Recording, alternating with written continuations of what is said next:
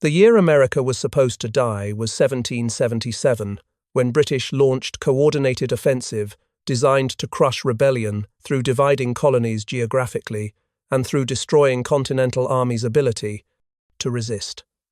Opens with disaster of early year, as Philadelphia threatened by British forces advancing from New York, capital's vulnerability, demonstrating American military weakness when defending major cities, proved impossible against professional British Army. Washington losing battle after battle through series of tactical defeats that eroded Continental Army's strength and that damaged American morale. Military failures making independence seem unachievable fantasy. Congress fleeing capital ahead of British occupation. Evacuation demonstrating revolutionary government's fragility when elected representatives could not safely remain in Philadelphia, whose capture seemed imminent. Britain unleashes massive three-pronged invasion, converging on Albany for splitting colonies along Hudson River corridor. Strategic plan being designed to isolate New England from other colonies and to destroy American resistance through coordinated attacks that Continental forces could not counter simultaneously. Designed to crush revolution once and for all through demonstrating British military superiority and through eliminating American capacity for organized resistance, campaign being intended as war-ending offensive, is less than #0. 9 is greater than. If they succeed, independence ends here when examining how geographic division would have destroyed American logistical coordination and how psychological impact of complete British victory would have shattered revolutionary morale beyond. Recovery.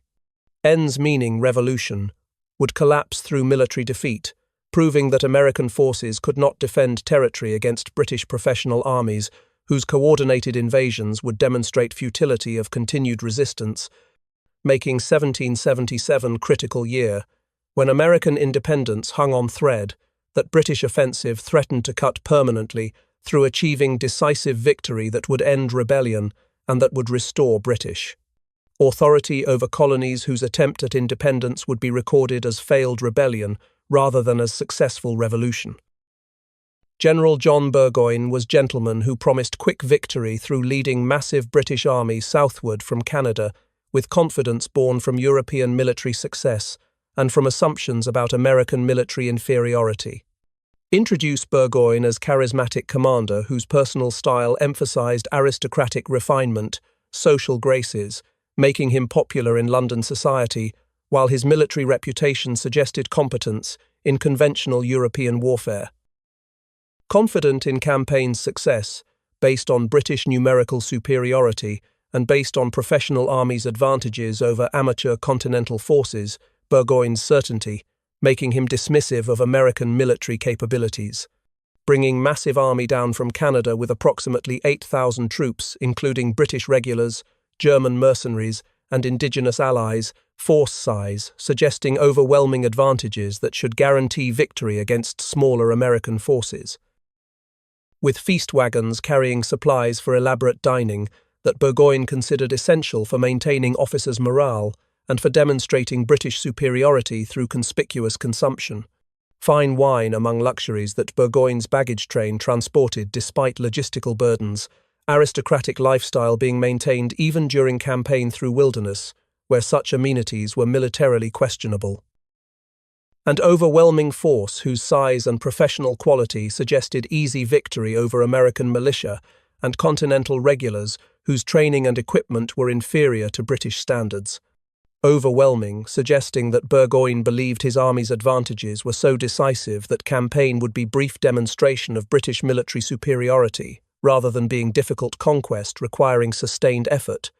Confidence being justified by comparison of professional capabilities, but being dangerously dismissive of American advantages in terrain knowledge, in motivation for defending homes, and in unconventional tactics that European training had not prepared British forces to counter effectively when wilderness warfare required adaptability that formal military doctrine did not emphasize.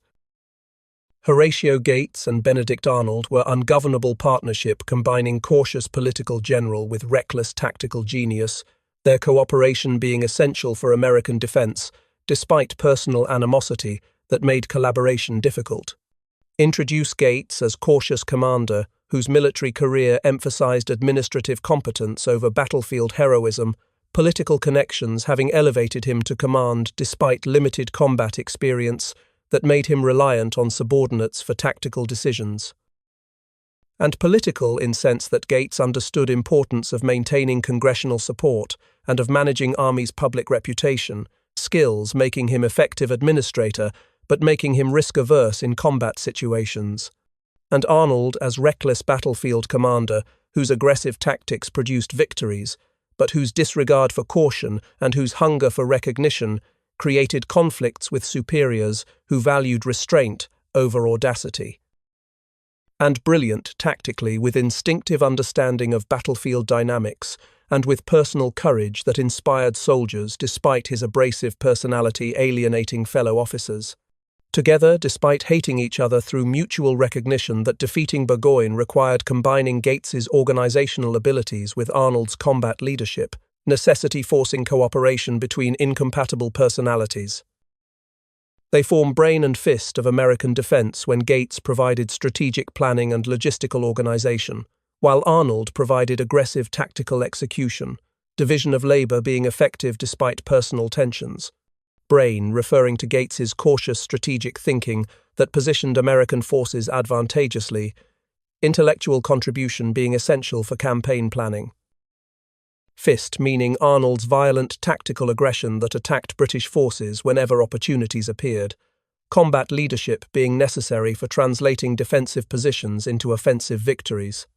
American defense, combining Gates's caution with Arnold's aggression, created effective command partnership, despite their mutual dislike, ungovernable nature of relationship being managed through necessity. When defeating Burgoyne required both commanders' distinctive contributions, even though their conflicting personalities made cooperation personally difficult, while being militarily essential for American success.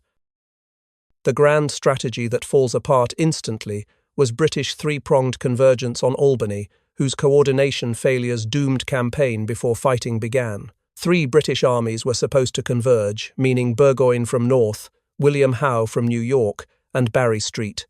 Leger from west were intended to coordinate movements for trapping American forces, strategic concept being sound, but execution being fatally flawed. But communication failures prevented coordination when distance and primitive communications technology made real-time coordination impossible.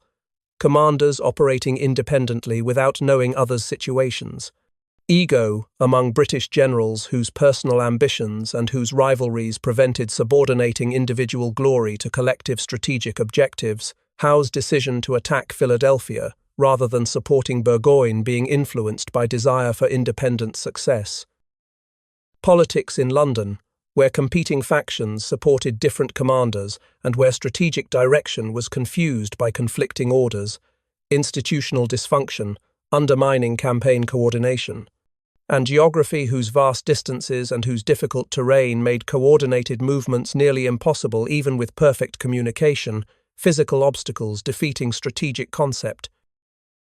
Sabotage plan whose failure was built into design through unrealistic assumptions about coordination possibilities over hundreds of miles of wilderness, strategic concept being theoretically sound but practically impossible.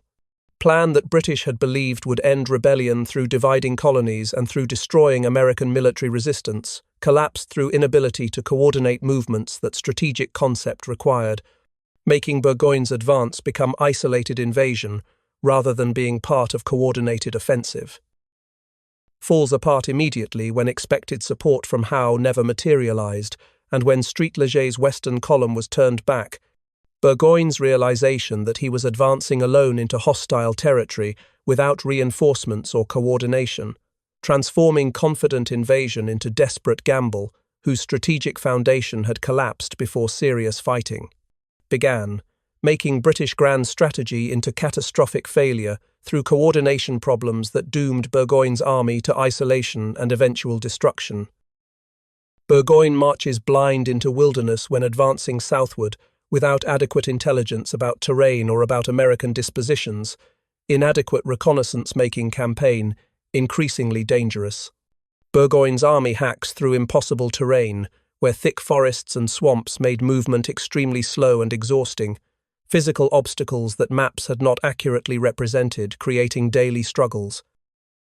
Through wilderness whose difficulty exceeded British expectations based on European experience with civilized landscapes, American terrain's wildness making conventional logistics nearly impossible, loses wagons to terrain that destroyed vehicles and that made roads impassable, transportation losses creating supply problems that weakened army progressively. Horses dying from exhaustion and from inadequate forage, animal losses eliminating mobility that cavalry and artillery required for tactical effectiveness, and men deserting or dying from disease and from accidents that wilderness travel produced, personnel attrition reducing armies' strength daily without combat losses. Shrinking by day as cumulative losses from terrain, disease, desertion, and minor skirmishes reduced British force that was advancing deeper into hostile territory without reinforcements. By day, emphasizing relentless attrition that was weakening Burgoyne's army progressively, each day's losses making strategic situation more desperate. Marches blind because inadequate scouting left Burgoyne ignorant about American force sizes and positions, intelligence failures making tactical planning nearly impossible when he did not know what enemy he faced or where they were positioned. Into wilderness without adequate preparation or support, Burgoyne's advance being increasingly reckless as his army weakened and as his isolation from other British forces became apparent, making campaign into disaster whose inevitability became clear through daily attrition and through strategic isolation that left British army vulnerable to American forces, whose strength was growing, while Burgoyne's diminished through wilderness march that destroyed his logistical capabilities and that exhausted his troops. The militia floods to Northern Army was unprecedented mobilization when thousands of volunteers rallied to confront Burgoyne's invasion, American response demonstrating popular commitment that British had underestimated. For first time in war, regional militia responded in massive numbers to defend New York against British invasion, whose threat to divide colonies motivated widespread participation. Thousands of farmers whose civilian occupations were abandoned temporarily for military service. Agricultural workers becoming soldiers when British invasion threatened their communities. Woodsmen whose frontier skills made them valuable for irregular warfare, backwoods expertise providing tactical advantages in wilderness fighting. And riflemen whose marksmanship exceeded British musketry, specialized sharpshooters being deadly against British officers and artillerymen.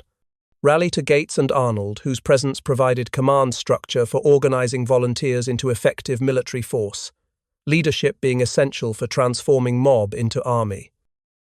Swelling American force to roughly 5,000 hardened fighters through combination of Continental regulars and militia volunteers, numerical growth, shifting tactical balance from British advantage to rough parity. Hardened meaning experienced in frontier life and combat rather than being raw recruits, volunteer quality being higher than British expected when examining militia's effectiveness. Floods suggesting overwhelming numbers of volunteers whose response exceeded what American commanders had anticipated. Popular mobilization demonstrating revolutionary commitment.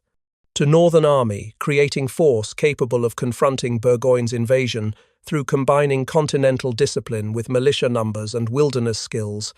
American response, transforming strategic situation from desperate defense into credible resistance that could challenge British advance, whose logistical problems and isolation were creating vulnerabilities that growing American force could exploit through numerical superiority and through familiarity with terrain that British found bewildering, while Americans considered home territory. Fortifying Bemis Heights was American defensive preparation that transformed terrain into tactical advantage, engineered defenses making position nearly impregnable against British assault. Thaddeus Kosciuszko designs defensive positions using Polish engineers' expertise in military fortifications, technical knowledge, allowing him to maximize terrain's natural advantages through proper positioning of entrenchments and artillery. One of strongest defensive positions in war through combining elevated terrain with carefully designed fortifications that provided overlapping fields of fire, engineering excellence, creating defensive strength that would force British to attack uphill against entrenched forces. Strongest meaning tactical advantages favoured defenders so heavily that attacking would be extremely costly, positions strength deterring assault while inviting siege that Burgoyne's supply problems made unsustainable. Turning landscape into American fortress through military engineering that exploited every natural feature for defensive purposes. Kosciuszko's work, demonstrating how professional expertise could amplify terrain's inherent advantages. Into fortress meaning position was nearly as strong as permanent fortification, despite being field entrenchments, defensive power exceeding what temporary works typically provided. American fortress that British would have to assault frontally if they wanted to continue advance toward Albany. Tactical situation, forcing Burgoyne into attacking strong position or into abandoning campaign. Heights whose elevation provided defenders with observation and with artillery advantages, high ground being classic military asset that Kosciuszko's engineering maximized through proper placement of defensive works. Designs that created killing zones where British assaults would be exposed to devastating fire from protected American positions.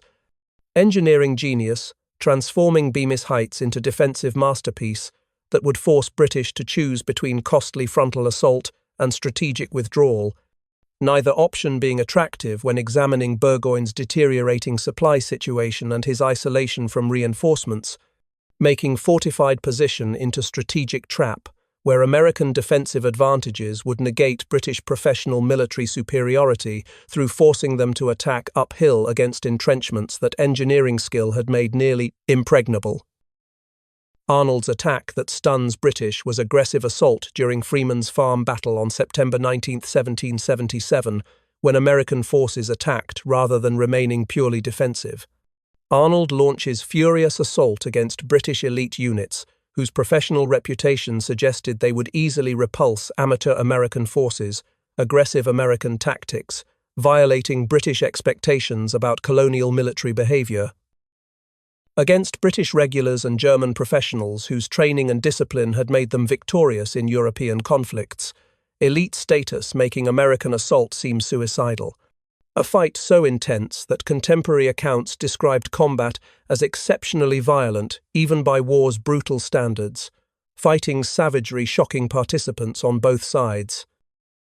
That officers call most savage of war when comparing Freeman's Farm to other revolutionary battles, intensity reflecting desperate close-quarters combat where neither side would yield. Most savage suggesting exceptional violence beyond normal battlefield brutality, characterization reflecting sustained nature of fighting and unwillingness of both forces to retreat. Of war, meaning Freeman's Farm, was considered most intense combat Revolutionary War had produced. Participants' descriptions emphasizing exceptional violence. Stuns British through demonstrating American willingness to attack aggressively and through inflicting casualties that professional forces had not expected from colonial militia, tactical surprise being psychological as much as military. British, whose confidence was shaken by American aggressiveness and by combat's intensity that their training had not prepared them to expect from amateur opponents, Freeman's Farm, demonstrating that American forces were more formidable than British assumptions suggested. Attack launched by Arnold, despite Gates's preference for defensive posture, aggressive tactics being Arnold's characteristic approach that produced intense combat, shocking British, who had expected Americans to remain defensive behind fortifications rather than attacking into open ground where British professional advantages should have been decisive, but where American determination and Arnold's tactical skill produced savage fight that damaged British more than tactical outcome suggested. Freeman's Farm was tactical loss, but strategic victory when examining battle's immediate outcome versus its long-term effects on campaign. Technically British win because they held battlefield at day's end after Americans withdrew to defensive positions, technical victory being granted through traditional criteria about controlling ground after fighting ceased. But Pyrrhic won when examining costs relative to gains, British battlefield control being purchased through casualties that Burgoyne could not replace while achieving no strategic advantage. Burgoyne's army bleeds heavily with over 600 casualties from force that was already weakened by wilderness march, and that had no prospect for reinforcements, losses being unsustainable when examining campaign's strategic isolation. And receives no reinforcements because coordination failures left Burgoyne isolated without support from other British forces that were supposed to converge on Albany. Strategic situation making battlefield victory meaningless. The American army grows stronger through continued militia arrivals that replaced casualties and that increased American numerical advantage, force regeneration contrasting sharply with British attrition. Grows both numerically through volunteer arrivals and qualitatively through combat experience gained at Freeman's Farm. American improvement contrasting with British deterioration. Strategic victory for Americans despite tactical defeat because battle demonstrated their forces could fight British professionals effectively while inflicting unsustainable casualties. Psychological impact, encouraging more volunteers to join while discouraging British, whose tactical victory brought them closer to strategic disaster. Tactical loss, meaning Americans withdrew from battlefield, immediate outcome favoring British, according to traditional military criteria. Strategic victory because casualty exchange favored Americans and because battle's effects strengthened American position while weakening British, whose tactical success accelerated their strategic decline through depleting irreplaceable troops while Americans grew stronger, making Freeman's Farm paradoxical battle, where losing tactically contributed to winning strategically through attrition dynamics, favoring side that could replace casualties over side that could not, despite holding battlefield. Burgoyne's desperate doomed assault was second battle at Bemis Heights on October 7, 1777, when British commander attacked American fortified positions despite deteriorating situation making victory improbable. Starving because supply lines were cut and because provisions were exhausted, British troops suffering from inadequate food that weakened them physically and that damaged morale progressively. Outnumbered as American forces had grown to approximately 7,000, while British strength had declined to fewer than 6,000 effective troops, numerical balance having shifted decisively against Burgoyne, and losing hope as strategic situation's hopelessness became apparent to soldiers who recognized that reinforcements would not arrive and that supplies would not be replenished, psychological deterioration, matching physical weakening.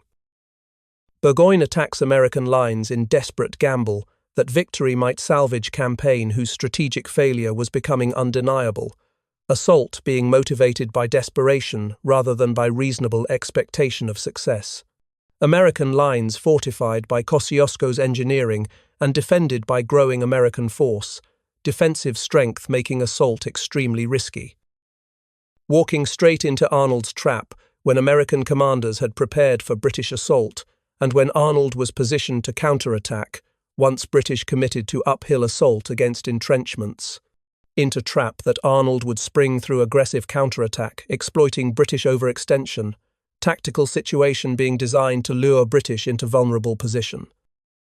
Desperate because Burgoyne had no good options remaining when staying in position meant slow starvation, while retreating meant abandoning campaign and admitting defeat, attack being desperate attempt to achieve breakthrough. Doomed because American defensive advantages and numerical superiority made British success improbable even before considering Arnold's tactical skills. Assault being launched without realistic hope, but with desperate gamble that unlikely victory might save campaign, whose strategic failure was otherwise inevitable, making Second Bemis Heights battle British Army's last offensive action before inevitable surrender that defeat would precipitate. Arnold's charge that breaks British line was decisive counterattack during Second Bemis Heights battle when American commander exploited British tactical overextension. Arnold disobeying Gates through launching aggressive assault without authorization, insubordination reflecting Arnold's belief that opportunity required immediate exploitation that Gates's caution would have prevented. Gates, whose defensive preference would have meant waiting for British to exhaust themselves rather than counterattacking, Arnold's violation of command authority being tactically justified by results, leads wild counterattack personally from front rather than directing from rear, personal courage, inspiring troops to follow into dangerous assault against British positions. That smashes British positions through concentrated force applied at weak point that Arnold had identified, tactical insight allowing him to exploit British vulnerabilities, British defensive arrangements that had been weakened by earlier fighting, and by Arnold's aggressive assault that penetrated critical sector, and captures critical redoubts whose fall compromised British defensive integrity, fortification seizures being tactically decisive for breaking British resistance, critical meaning positions whose loss made British defensive line untenable, strategic importance of captured redoubts exceeding their immediate tactical value, redoubts that British could not recapture, and whose loss forced general retreat, fortifications' fall being turning point, transforming defensive battle into British rout, breaks British line through capturing positions that anchored their defence, lines collapse, forcing retreat that became disorganised flight when American pursuit prevented orderly withdrawal.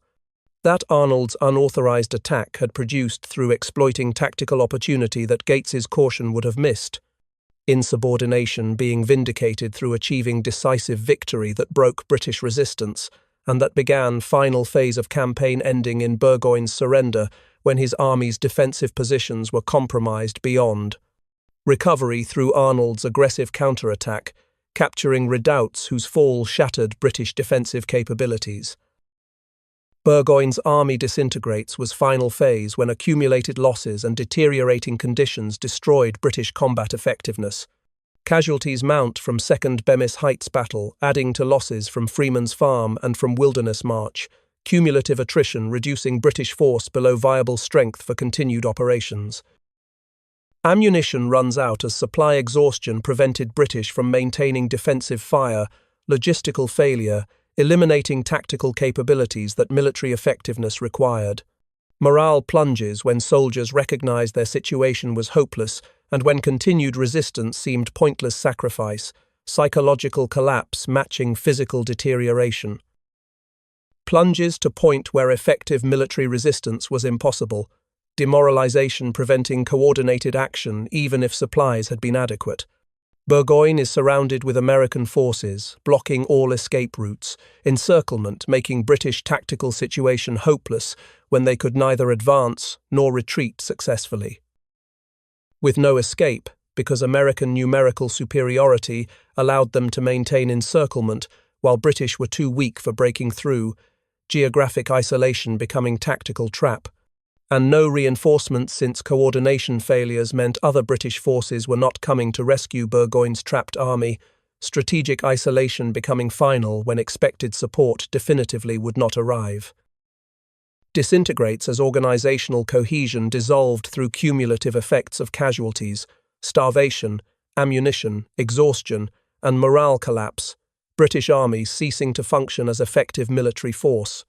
Army that had begun campaign with confidence and with overwhelming advantages had been destroyed through strategic isolation, through tactical defeats, through logistical collapse, and through attrition that reduced proud professional force into desperate survivors whose situation was hopeless when examining their encirclement, their supply exhaustion, their casualties, and their complete lack of reinforcement prospects, making disintegration inevitable conclusion to campaign whose strategic concept had failed from beginning and whose tactical execution had been inadequate for overcoming American defensive advantages and growing numerical superiority.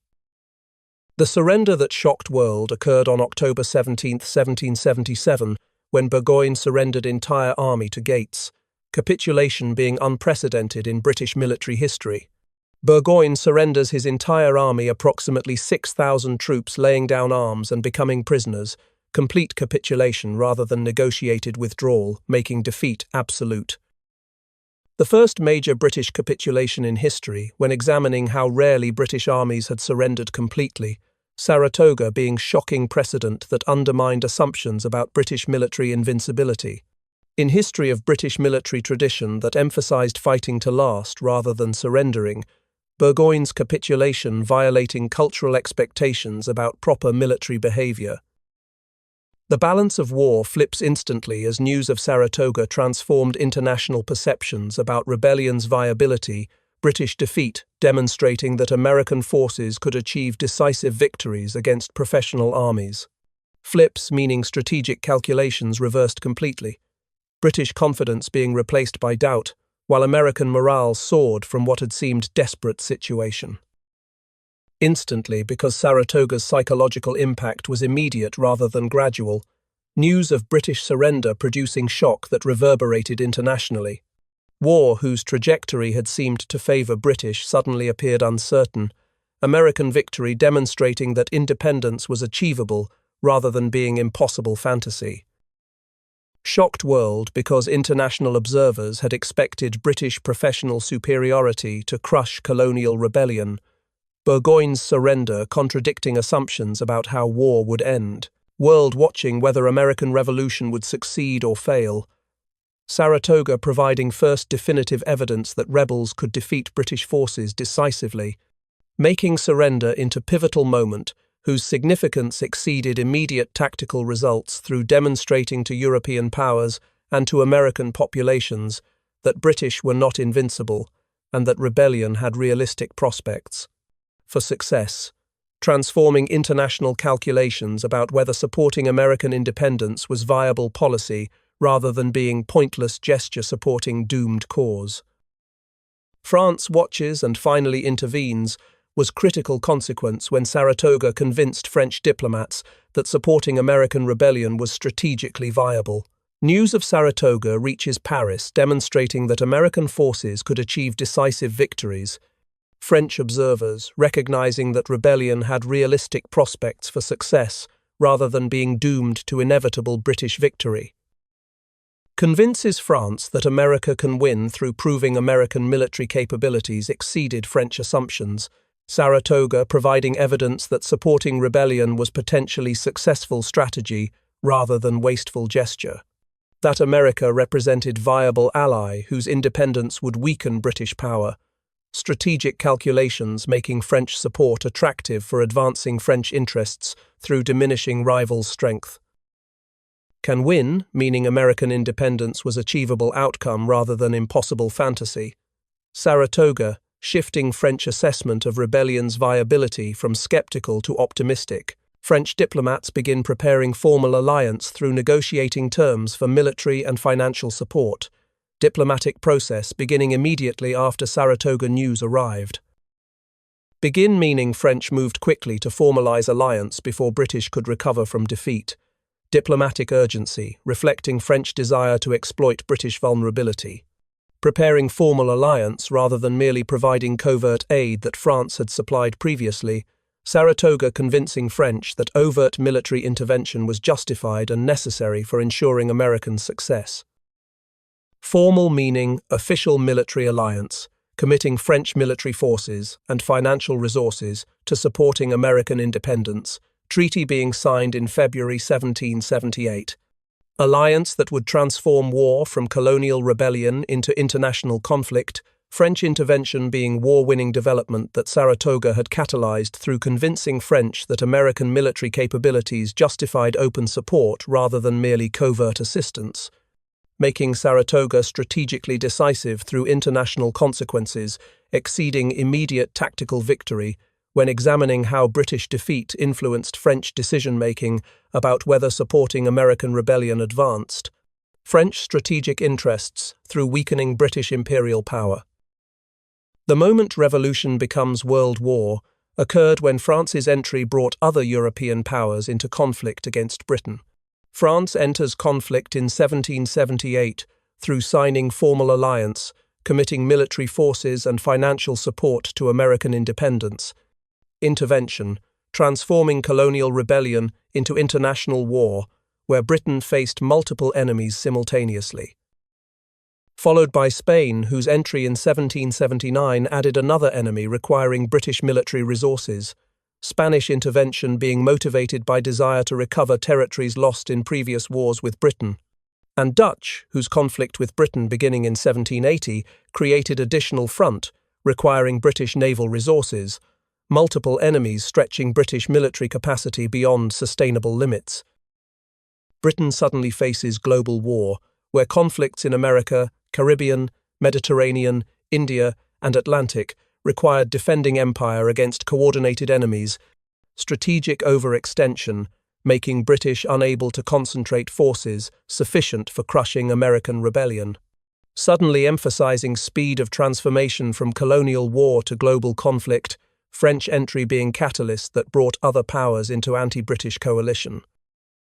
Faces conflicts on multiple continents and oceans simultaneously, geographic dispersion of threats, making British strategic position untenable when available forces were inadequate for defending all imperial interests. And America's survival becomes guaranteed through French intervention, ensuring that Britain could not concentrate overwhelming force against Continental Army, foreign support making American military defeat unlikely, even if tactical setbacks occurred. Becomes guaranteed, meaning American independence was achievable certainty rather than unlikely possibility, French intervention providing military and financial resources that American rebellion required for sustained resistance. Guaranteed because British could not achieve decisive victory when facing multiple enemies in global conflict. Strategic overextension making American survival probable outcome rather than desperate hope, making Saratoga strategically decisive through catalyzing French intervention that transformed revolution from failing colonial rebellion into successful independence movement, whose victory was ensured through international support that British defeat at Saratoga had convinced France to provide openly rather than covertly. Why Saratoga is most forgotten perfect victory in American history remains paradox when examining battle's decisive importance versus its relative obscurity in popular consciousness. Closes with truth acknowledging that Saratoga wasn't just win among many, but was the win whose consequences determined revolution's ultimate success. Wasn't just battlefield victory, but was strategic turning point that transformed rebellion's prospects from desperate to viable, battle's importance exceeding immediate tactical results through international consequences. But was the win, meaning Saratoga was singularly decisive engagement, whose outcome determined whether independence was achievable, battle being more consequential than more famous revolutionary engagements. The victory that saved revolution through demonstrating American military viability and through catalyzing French intervention, both consequences being essential for ultimate American success, created America's first allies through convincing France that supporting rebellion advanced French strategic interests, alliance being war-winning development, and convinced world this experiment could survive through proving that American forces could defeat British professional armies decisively, international credibility being necessary for foreign support. 5,000 Americans, referring to approximate size of force that defeated Burgoyne, numerical comparison emphasizing that relatively small army achieved outsized strategic results. Didn't just defeat 50,000 British but defeated empire through achieving victory whose consequences included French intervention that made British strategic position untenable, battle's effects extending far beyond immediate tactical results. 50,000 being rough estimate of total British forces deployed in three-pronged offensive that Saratoga's outcome made irrelevant. Campaign's failure, demonstrating that numerical advantages were insufficient when strategic coordination failed. Defeated empire by proving British were not invincible and by catalyzing international coalition that ensured American survival, making Saratoga most important revolutionary battle, despite its relative obscurity in popular history, that celebrates Bunker Hill, Trenton, and Yorktown, while overlooking perfect victory that made eventual independence possible through demonstrating American military capabilities and through convincing France to intervene openly. Thanks so much for watching. If you enjoyed this story, hit that like button, subscribe, and drop a positive comment below. It really helps the channel grow and keeps these stories coming.